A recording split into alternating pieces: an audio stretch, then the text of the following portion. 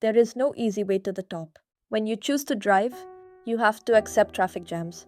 When you choose be health conscious, you have to forego being tongue to conscious. With income will come income tax. Anything you choose in life comes along with its own inherent positives and negatives. What folly it is to search for a rose bush without the thorns. When you choose one face of the coin, you have also chosen the other side of the coin. Don't ask for a trouble free, blessed life. Not even the Mahatmas could embrace a trouble free, blessed life. There is no such life.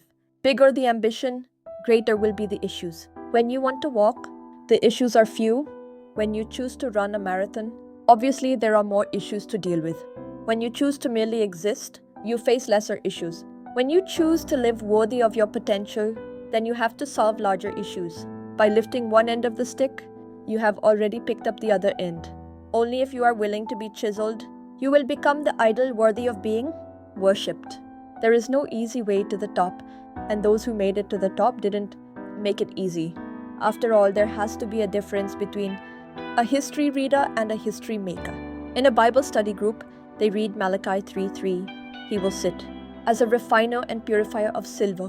What did it mean about the character and nature of God? That week, one of the women had an appointment with the silversmith to watch him at work. As she watched the silversmith, he held a piece of silver over the fire and let it heat up. He explained that one had to hold the silver in the middle of the fire, where the flames were hottest for all the impurities to get burnt away. She asked the silversmith if it was true that he had to sit there in front of the fire the whole time. The man affirmed that he not only had to sit there holding the silver, but also had to keep his eyes on the silver the whole time. If the silver was left a moment too long in the flame, it would be destroyed. The woman then asked, "How do you know when the silver is fully refined?" He smiled and answered, "Oh, that's easy.